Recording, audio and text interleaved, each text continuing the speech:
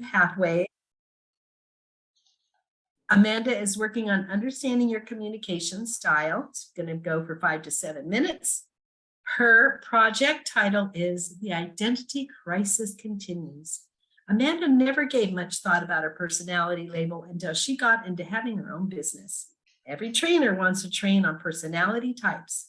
Who Amanda thought she was and who Amanda has become in the last 10 years are different people, which has caused her to have an identity crisis. Who she is? Let's welcome Amanda to find out.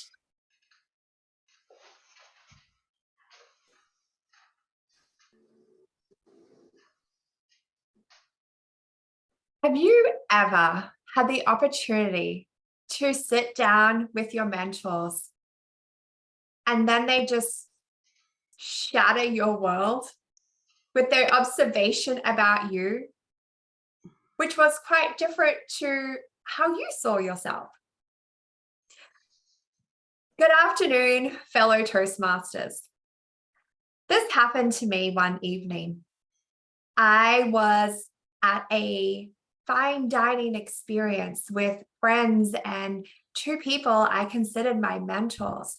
And I had the opportunity to sit down with them at dinner and talk about business with them because they were very much ahead of where I was in business. And if you want to get ahead, it's always great to surround yourself with people who are ahead of you and learn from them.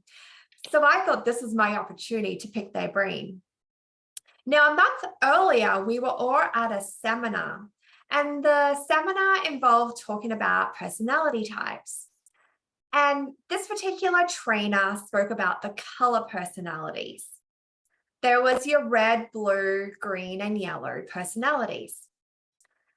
And during the seminar, we were segregated into a personality type so we could learn more about that personality and how they like to interact, involve, communicate in different situations. I put myself in the blue corner. The blue corner is the fun corner. We like to party. We are the first people to get up and start dancing when the music starts. We are amazing networkers. However, the blues are really terrible at follow-up. And they always say that the gold is in the follow-up. Yeah, that's not me. But I will network and I'll be your best friend. And so I was at dinner with my mentors and we were talking about this and the different personality types. And Sharon, the wife of the couple, turned to me and said, Amanda, do you think you're more of a red personality than blue? A red personality? The red personality is what we know in Toastmasters to be the direct personality. To me, they are the people that are the bossy people that want to just come at you with force. And my yellow part of my personality, which we would know as the supportive personality, the nurturing, the caring, the loving personality, just wanted to go hide in a corner after she said that. You're calling me red? No, no, no. Red people absolutely scare me. I do not like being around red people. I do not go after sales with people who are red. No way, not happening. At that moment, my world just shattered that she thought I was a red personality. They even toured with the idea that I could have been a bit green as well. Green we know to be the analytical personality. I won't analyze anything. I'm kind of like follow my heart kind of person. So all these personality traits just being thrown out there. And my world was just come crumbling down to who I thought I was and how people perceived me, especially people I admired and want to be mentored by. And so it's been this really interesting journey since 2013, oh, actually 2012, but yeah, 2013 when I started my current business, going through these different personalities. And there are so many different types. There's the color personalities that I mentioned. In Toastmasters, we have our own. There's the Myers-Briggs, there's the Enneagram, there's the code breakers, and all of these personality types just give me anxiety. Because here's the thing, they want to box people, and I don't do boxes. You put me in a box, and I will do my best to break out of it.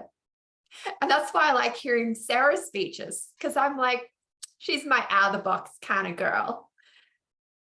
And I just don't want to interact with people and have this prejudgment of who they are.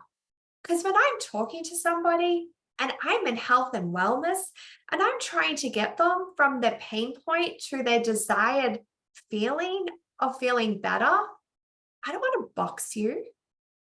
I want to come to you from my heart. I want to talk to you in a way that you can relate to.